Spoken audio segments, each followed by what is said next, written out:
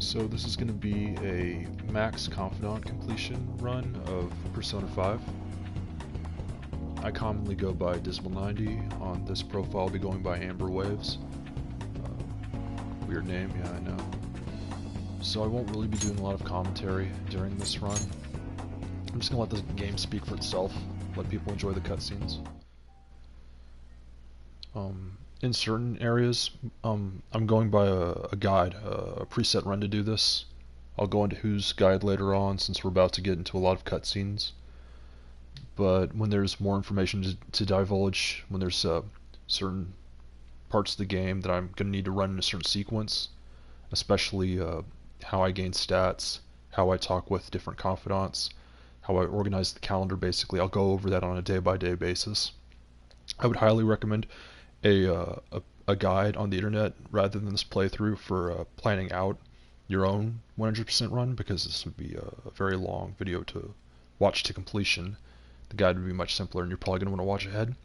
A few tips and tricks though: if you do follow one of these guides, and they'll tell you in the prologue of the guide, you'll want to stagger your saves. You'll want to save day by day so you can go back to any missed stats if you have to fix part of the run. And then a few small tips and tricks I'll cover during the run that will make your runs to the dungeons easier. You're not going to have a lot of days to actually complete the dungeons. You'll have to do those in as few days as possible, ideally one, to give yourself the rest of the calendar to complete the game in.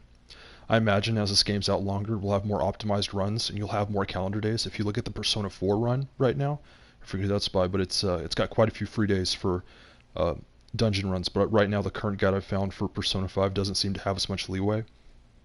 At least not in Kamoshida, the first palace. So, personally I enjoy that kind of thing, running the palace in one go. Two, if you consider the fact that it's going to send you back out to do the boss, but it's how I prefer to run them anyways. So that's how I did it the first time I played the game, it's how I'll be doing it now.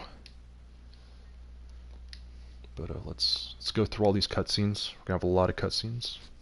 I don't think there's even actually decision trees. This story is a work of fiction. Until the 19th or 20th day, we start on the 14th. So a lot of this is just going to be playing through the cutscenes. Similarities between characters or events to persons living or dead in your world are purely coincidental. Only those who have agreed to the above have the privilege of partaking in this game. So I think I've done this before when I first started the game, when it was released. If you choose I do not agree, it will bring you back to the title screen after telling you you're not allowed to play the game. I'm not entirely sure why they have this part. The contract has been sealed. Now, in Persona 3 and 4, you make a contract with an entity. In Persona 3, you make it with a child. In Persona 4, I believe you make the contract with Igor himself. I could be wrong about that. Or no, I guess technically your verbal contract with Teddy counts. But usually you make a contract with another character that begins your journey. I guess in this case you're making a contract with the game itself, which is a bit meta. It's odd. The world is not as it should be. It's filled with distortion, and ruin can no longer be avoided. Those who oppose fate and desire change. From time to time, they were referred to as tricksters. You are the trickster. Now is the time to rise against the abyss of distortion. I don't know a lot about Persona lore. I don't know if in 1 or 2 they were ever referred to as tricksters. I'm almost certain 3 and 4 were referred to as a trickster. So that might just be a bit of flavor that behind the whole naming convention for Persona users in this game. I don't think it really refers to any other Persona title.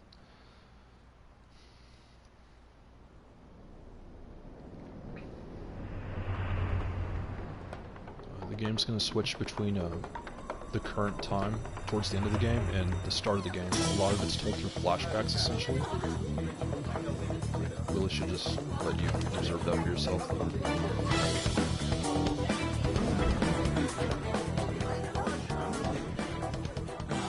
There's something here.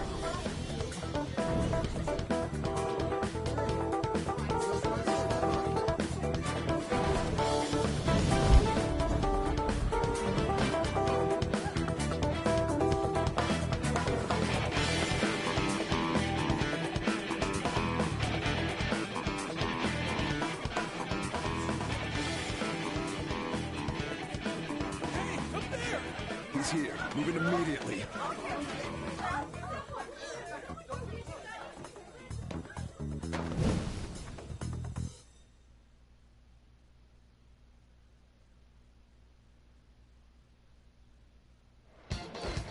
Good. Now And get now we make running. our escape. This is our only chance. Stay calm. We'll retrieve the briefcase on our end. Oh, crap, I'm skipping by these way too fast. Sorry, it's a force of habit.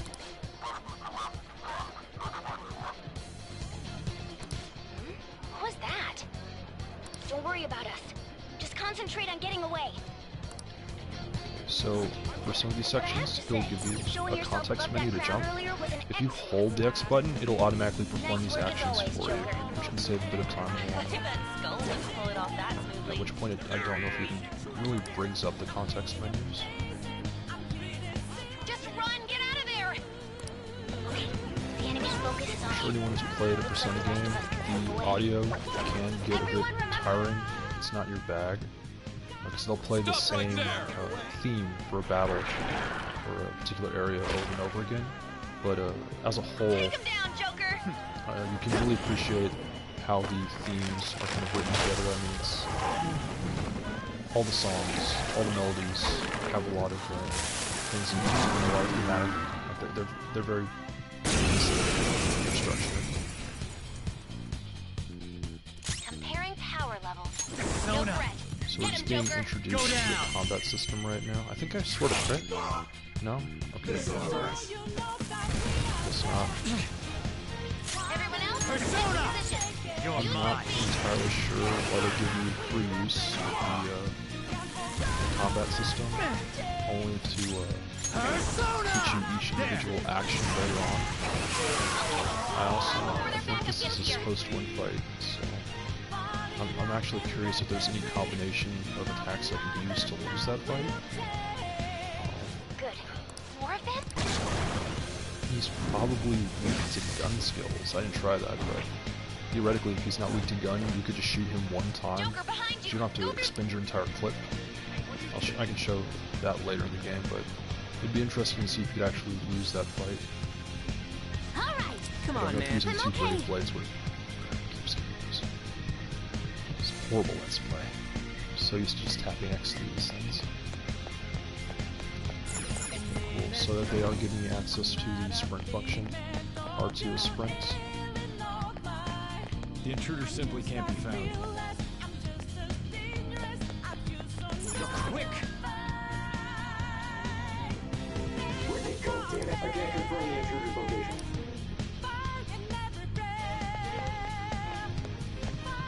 Huh?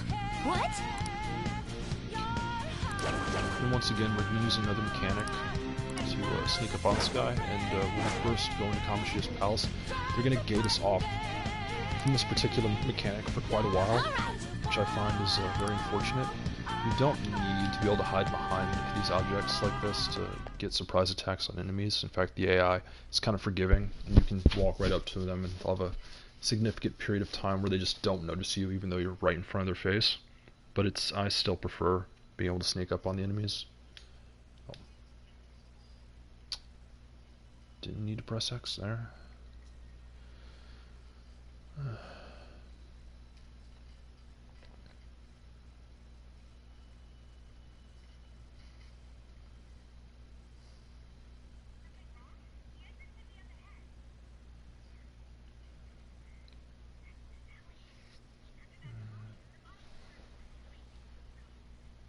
So this cutscene goes on for a while.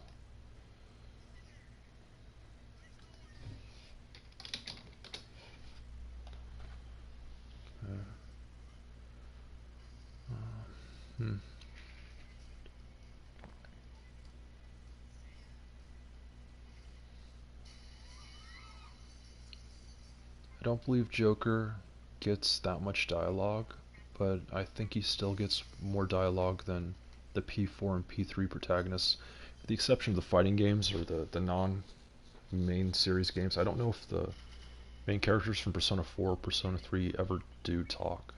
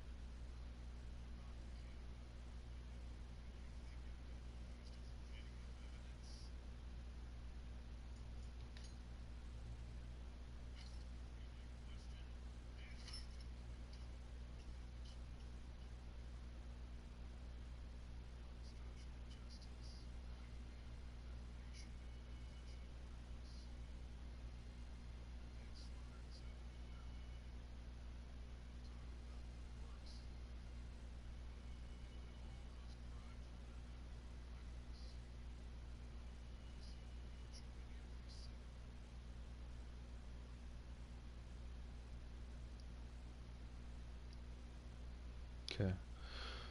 Since we're doing a full Confidant run of the game, it suggested that we play a normal or an easier setting just to be able to pass the dungeons easier, even without the difficulty level of the dungeons. Playing on either hard or merciless is going to reduce our EXP gain, and it's more importantly going to reduce the amount of money we make per fight. Um, Buying all of our items for stats, buying the items we need to clear dungeons in one day is going to drain a lot of our resources. So we're going to need our money gain. We're going to really need that, so it's suggested to do this on normal. If you want to challenge yourself, if you play the Shin Megami Tensei series versus the Persona series and think that's a cakewalk, you're welcome to play on hard or merciless.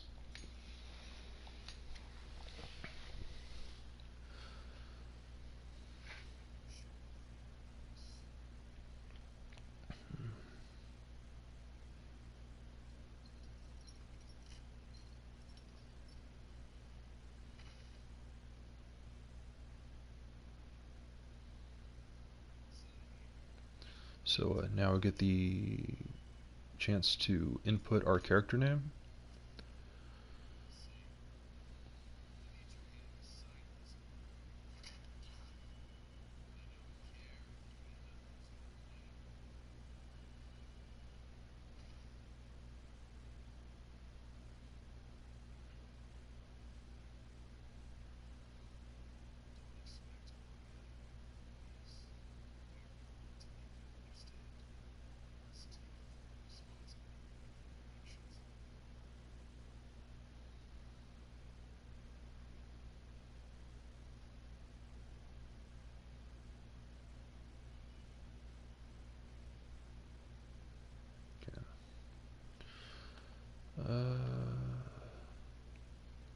There we go.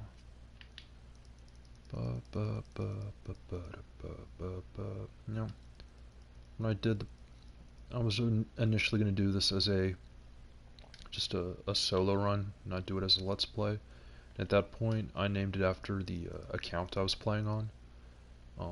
It doesn't really make much sense to give the male protagonist a female name, so now I'm kind of at a loss for what to call this guy. What? Don't know. So when I usually don't know what to call the main character, I just call him this. I hope I spell it right, or else I'm gonna look really stupid. Don't ask me how to pronounce it. I don't know how to pronounce Japanese names very well. All I know is that this should be the name of the composer for the series. And I really like the music, so okay. Should be correct.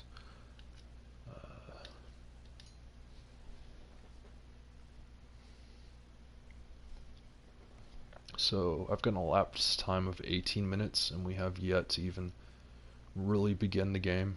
We aren't even at Sojiro's place yet. I keep skipping text.